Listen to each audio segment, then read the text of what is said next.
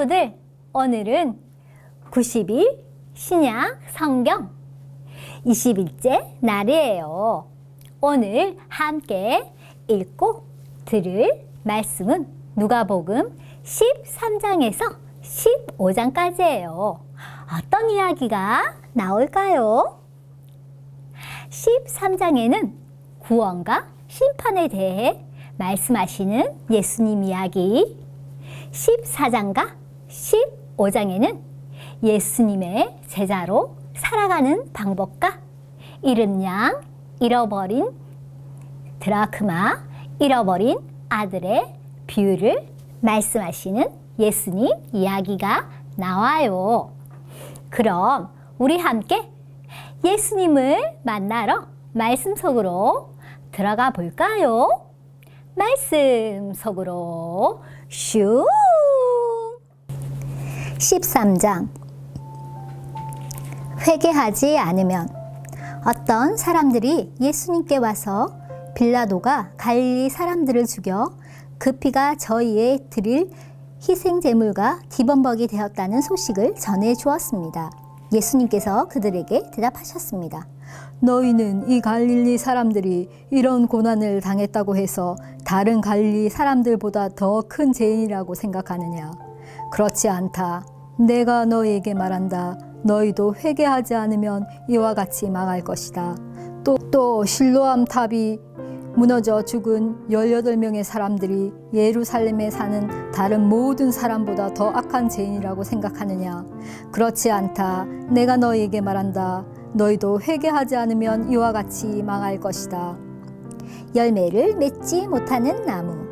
예수님께서 이런 비유를 말씀하셨습니다. 어떤 사람이 무화과 나무 한 그루를 자신의 포도밭에 심었다. 그는 이 나무에서 열매들을 얻으려고 왔으나 아무것도 찾지 못했다. 그 사람이 포도원을 돌보는 종에게 말했다. 내가 3년 동안 이 무화과 나무에서 열매를 찾았는데 아무것도 찾을 수 없었다. 이 나무를 찍어버려라. 무엇 때문에 땅만 차지하게 하느냐? 종이 주인에게 대답했다. 주인님, 올해만 그냥 놔두십시오. 제가 나무 주위에 고랑을 파고 거름을 주겠습니다. 만일 내년에 열매를 맺으면 놔두시고 열매를 맺지 못한다면 베어버리십시오. 안식일에 등이 굽은 여자를 고치심. 예수님께서 안식일에 어느 한 회당에서 가르치고 계셨습니다. 거기에 18년 동안 병마에 시달린 여자가 있었습니다. 그는 허리가 굽어서 몸을 조금도 펼 수 없었습니다. 예수님께서 그 여자를 보시고 가까이 불러 말씀하셨습니다. 여자여, 내가 병에서 해병되었다. 예수님께서 그에게 손을 얹으시자 그 즉시 여인이 똑바로 일어서서 하나님을 찬양하였습니다.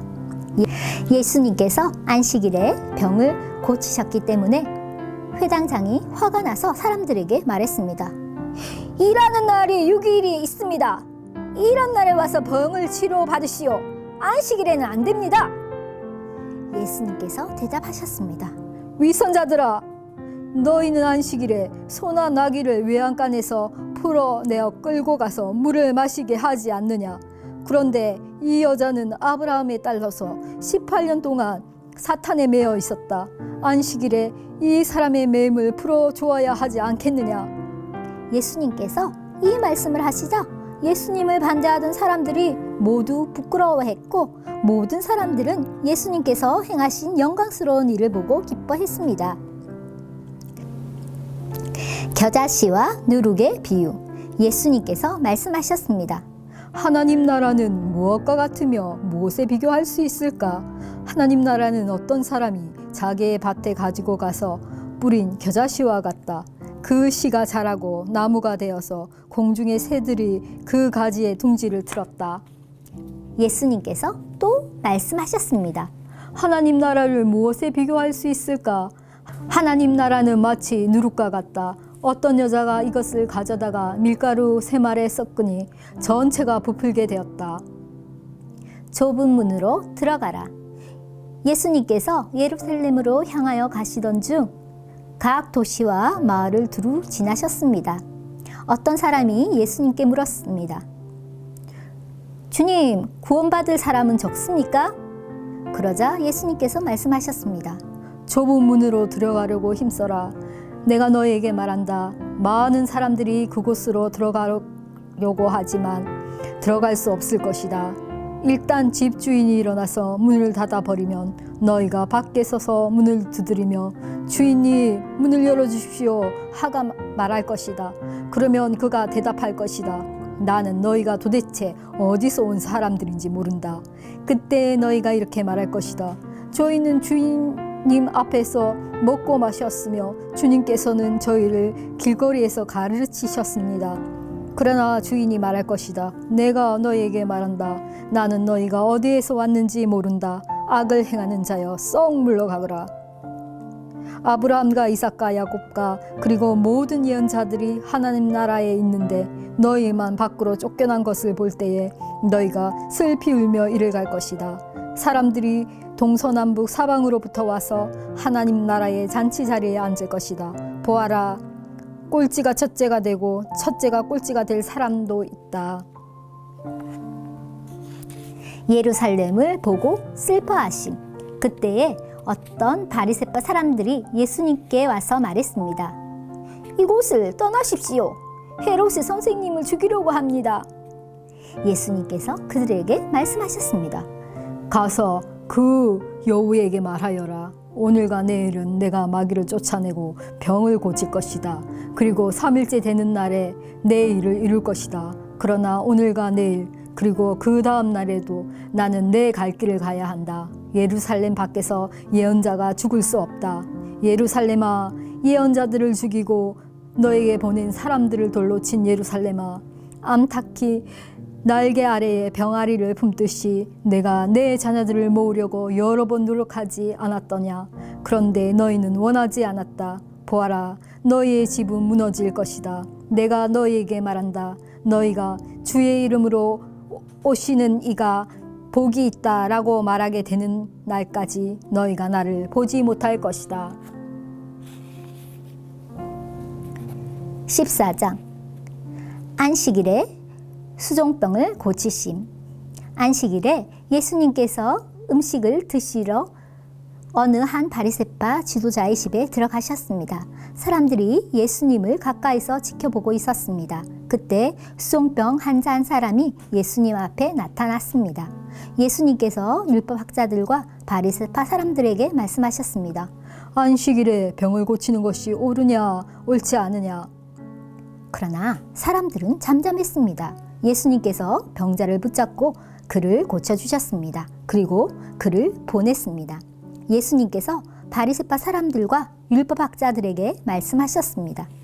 만일 너희 아들이나 소가 안식일에 우물에 빠졌다면 즉시 끌어내지 않겠느냐. 사람들은 아무런 대답도 할 수 없었습니다. 낮은 자리에 앉아라.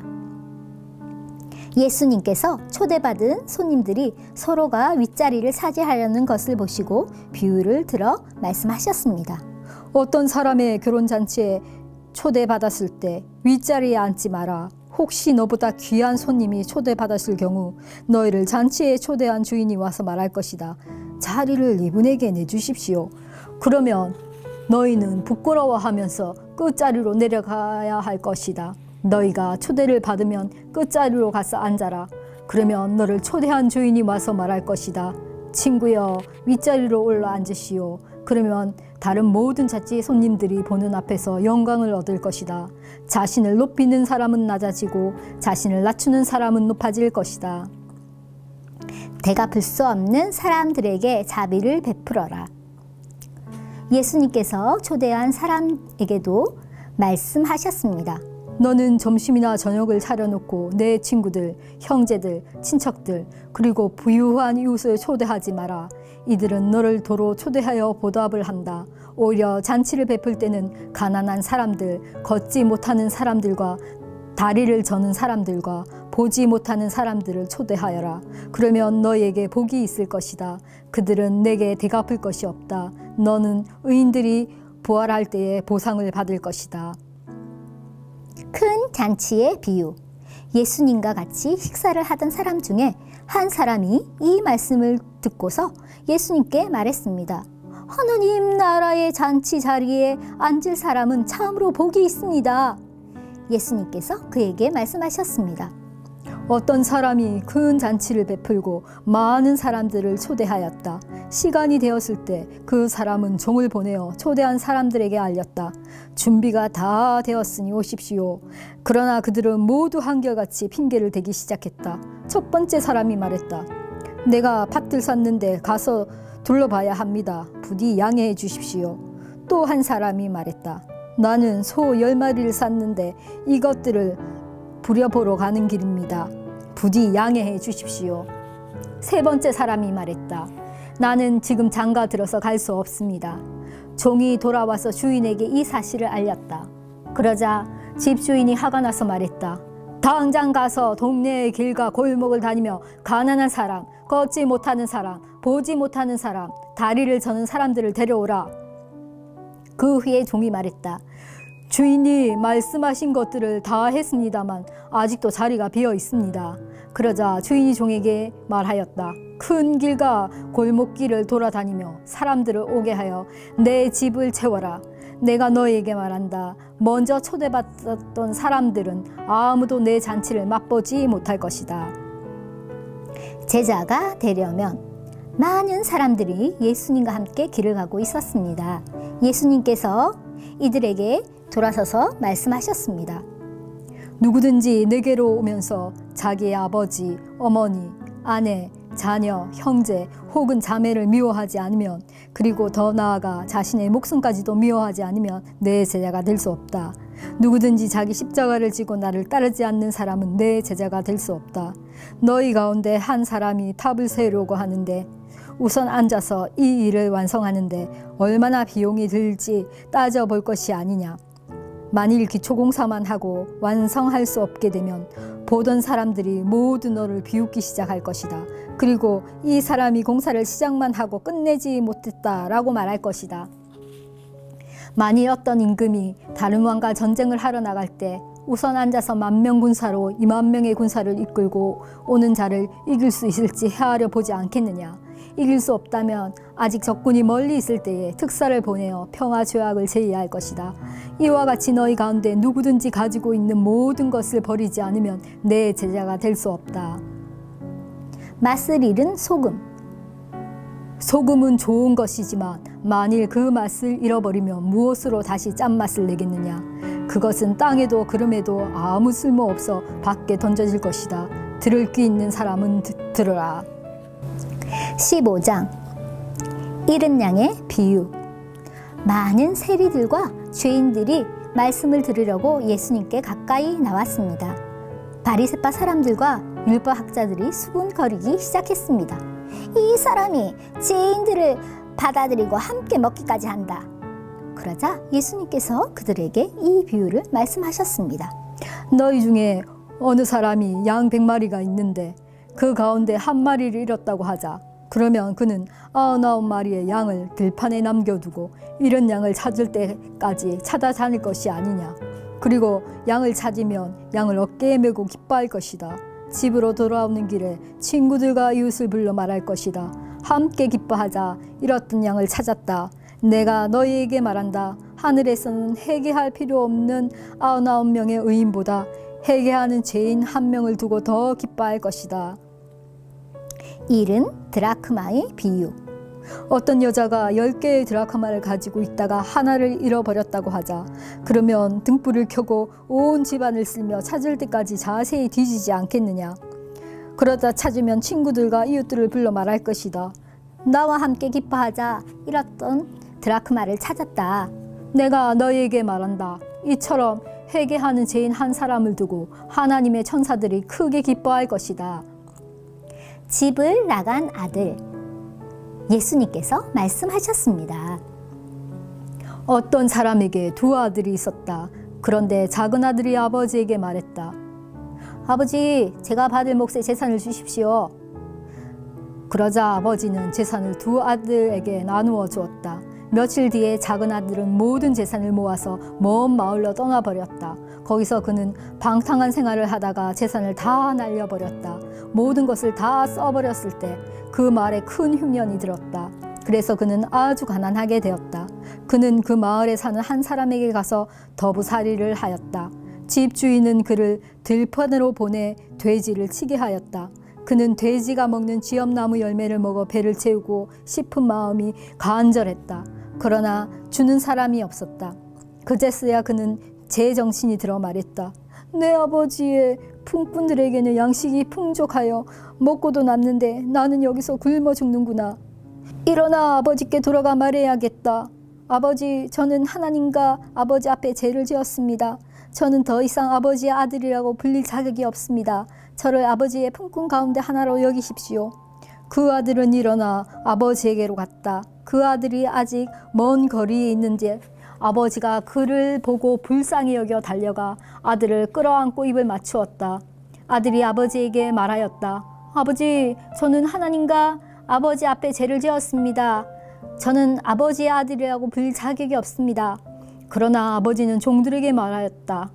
서둘러 가장 좋은 옷을 가져와서 아들에게 입혀라. 또 손가락에 반지를 끼워주고 발에 신발을 신겨라. 그리고 살진 송아지를 끌고 와서 잡아라. 우리가 함께 먹고 즐기자.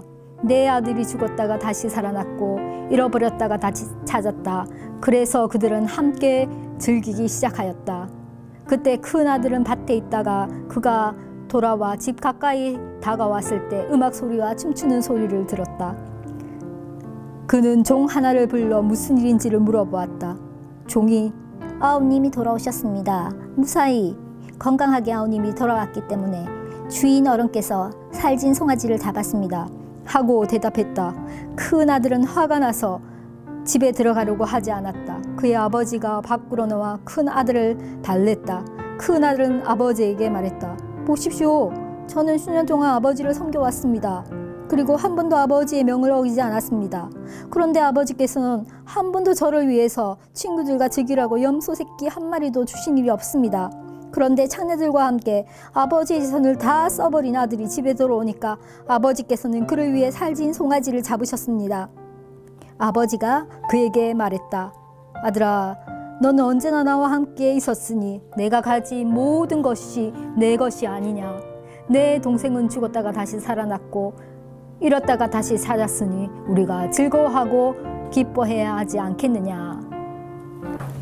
사랑하는 친구들, 엄마, 아빠와 함께 오늘도 말씀 잘 읽고 들었나요? 최고! 오늘 말씀을 기억하며 예수님 기뻐하시는 제자로 자라가는 친구들이 되어요. 내일 또 만나요. 안녕!